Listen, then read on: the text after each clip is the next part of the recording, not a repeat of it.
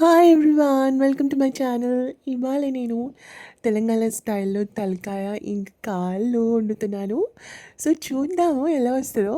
నాకైతే చాలా ఇష్టము. మా నాన్నమ్మ నేర్పించింది రెసిపీ. చాలా సింపుల్‌గా చేసుకోవచ్చు. నారి అంటారు కదా! సేమ్ అలానే ఉంటది కానీ తెలంగాణ స్టైలు. ముందుగా మనం ఆనియన్ తీసుకున్నాను. దీంట్లో నేను ఓన్ 2 ఆనియన్స్ ఏస్తున్నాను. దాంతో పాటు గరం మసాలాకి ఇది పేస్ట్ చేసుకోవాలి. ధనియాలు, కొబ్బెర ఏసేసి దాంట్లో పట్టా, ఇలాచి, లవంగం కూడా వేసేసుకొని దాన్ని మంచిగా మిక్స్ చేసుకుంటున్నాను. చేసుకున్నాక కుక్కర్ పెట్టేసి దాంట్లో ఆయిల్ పోయాలి. కుక్కర్ కంపల్సరీ, ఎందుకంటే తలకాయ కూర ఉడకడానికి చాలా టైం పడుతుంది. సో దీంట్లో ఆయిల్ వేసేసుకున్నాను. ఆయిల్ మంచిగా హీట్ అయినాక దీంట్లో ఆనియన్స్ వేసుకోవాలి. 2 ఉల్లిగడ్డలు అయితే సరిపోతాయి దీనికి. సో ఏం చేయాలంటే బాగా ఆనియన్ బ్రౌన్ కావాలి. మా నాన్నమ్మ ఎప్పుడు చెప్పేది ఆనియన్ బ్రౌన్ అయితేనే టేస్ట్ వస్తుందని. So friends, please onion brown చేసి మీరు అప్పుడు వేరే ఇంగ్రీడియంట్స్ వేయండి.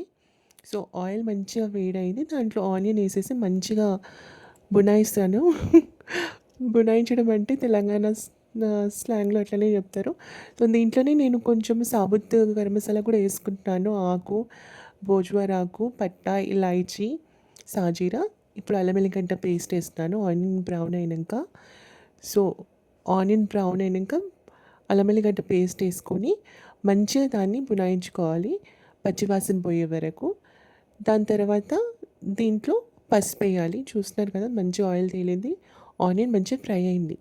సో ఇప్పుడు నేను పసుపు వేస్తున్నాను, తగినంత పసుపు.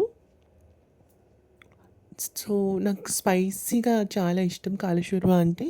సో దీంట్లో నేను కారం ఎక్కువ వేస్తున్నాను. మీరు మీ టేస్ట్కి తగ్గ కారం వేసుకోవచ్చు. తెలంగాణ అంటే కారం ఎక్కువే తింటారు. సో చూసి వేసుకోండి. నాకైతే స్పైస్ ఇష్టం చాలా. మంచిగా కారం వేసేసినాక నేను మంచిగా బునాయించుకున్నాను. దాని తర్వాత దీంట్లో తలకాయ కూర వేస్తున్నాను. తలకాయ కూర వేసినాక దీంట్లో కౌసువాసన వస్తుంది. ఆ కౌసువాసన అంతా పోయే వరకు బాగా బునాయించాలి. దాని తర్వాత వాటర్ పోసుకొని విజిల్ పెట్టుకోండి.